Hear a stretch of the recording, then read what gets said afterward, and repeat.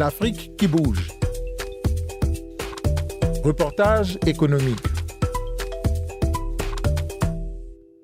Face aux nombreux défis auxquels le continent africain est confronté, notamment celui relatif à l'autosuffisance alimentaire, des initiatives se développent avec de nouvelles formes entrepreneuriales. Voilà, Frégis. Oui, nous allons aujourd'hui à la découverte d'un camp de formation à l'agriculture biologique qui enseigne à de jeunes Africains la pratique d'activités agricoles respectueuses de l'environnement. Et c'est avec Rodrigue Guézodier. Un peu plus d'un quart d'heure nous aura suffi pour parcourir les 37 km qui séparent Torimbo-Sito de la capitale économique du Bénin. Dans cette petite ville, aux énormes potentialités agricoles, se cache un vaste domaine qu'exploitent de jeunes entrepreneurs agricoles. Oluwafemi Kochoni et ses associés y répliquent toutes les expériences qu'ils mènent sur une autre ferme laboratoire. On y pratique de l'agriculture, du maraîchage écologique, de l'ananas biologique, de la banane, du moringa. On y pratique de l'apiculture, de la pisciculture également. C'est un site de 4 hectares qui abrite donc l'Agro-Bootcamp, un camp de formation à l'agroécologie et à l'entrepreneuriat vert pour encourager l'autosuffisance alimentaire sur le continent africain.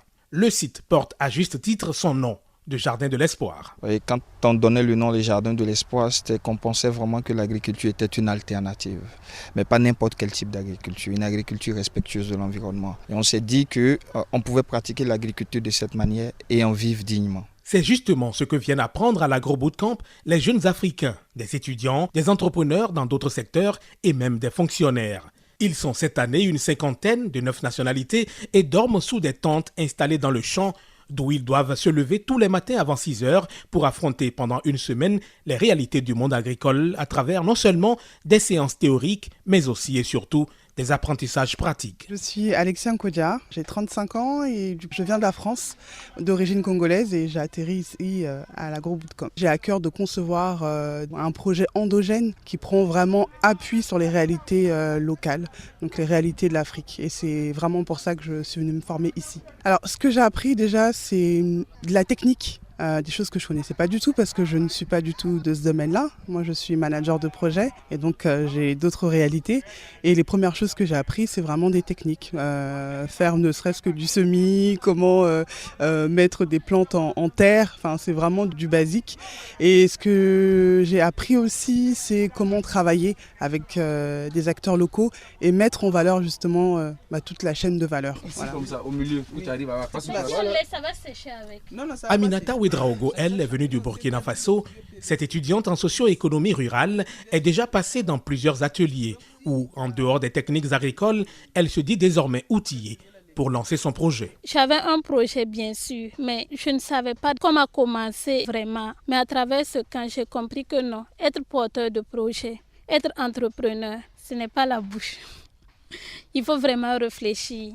Il faut vraiment faire un plan d'action. Dès mon retour au Burkina Faso, ce que j'ai décidé, c'est de pouvoir former mes frères et sœurs. Parce que j'ai constaté que dans le domaine de l'agriculture, bon nombre de nos frères quittent le milieu agricole pour être des bureaucrates. Ça n'arrange pas vraiment le pays. Parce qu'il y a l'autosuffisance alimentaire qui est loin d'être atteinte. Ces nouveaux agro-entrepreneurs semblent bien comprendre l'enjeu d'une nouvelle vision pour l'Afrique qui dispose des 2/3 de terres arables dans le monde, mais ne parvient pas à produire autant qu'elle consomme. L'Ivoirien Laté Quadio n'est pas différent des autres jeunes inscrits à ce camp d'entraînement intensif, mais il avait déjà fait de nombreuses expériences. Effectivement, ça fait 4 ans que nous sommes dans l'entrepreneuriat. Mais comme vous savez, on est toujours à l'affût. Il a vu ses capacités renforcées dans plusieurs secteurs d'apprentissage, mais au terme de l'Agro-Bootcamp, il veut désormais développer des projets en apiculture. Les statistiques nous montrent que les abeilles manquent, ça commence à manquer. Ça veut dire que demain, ça sera des secteurs de niche. Il faut apprendre à le faire. Et quand il y a une occasion d'apprendre à petits coups, et puis en plus en communauté, où tu peux apprendre des autres, c'est très, très, très intéressant. Plus d'une centaine de participants ont suivi les 3 premières sessions de cette initiative. Nombreux parmi eux ont amélioré leurs activités, d'autres ont démarré de nouveaux projets, pour la plupart des entreprises agricoles, à la grande satisfaction des organisateurs. Muriel Diaco est responsable du développement des partenariats de l'agro-bootcamp. Comme on dit, la terre ne ment pas. Et pour nos pays, on a vraiment la chance d'avoir des terres qui sont très productives. Donc déjà, ça permet de pouvoir avoir un revenu, d'être autonome financièrement. Mais on va beaucoup plus loin parce que quand on fait de l'agriculture, on se reconnecte avec son environnement. Et nous, la pratique de l'agriculture, en tout cas, qu'on met en avant, c'est l'agroécologie. Donc comment est-ce qu'on peut travailler avec la nature? On n'essaie pas de la surpasser ou de la dompter, mais vraiment de la comprendre. Et de comprendre en fait comment effectivement on fait tous partie d'un écosystème et comment on peut nous au mieux vivre avec cet écosystème. Donc en plus effectivement du volet purement financier, il y a aussi un volet harmonie avec cette nature, harmonie avec l'environnement dans lequel on vit. Le continent africain peut donc compter sur ces nouveaux modèles socio-économiques durables qui émergent de ces initiatives. Rodrigue Guézodier à Cotonou pour la Deutsche Welle.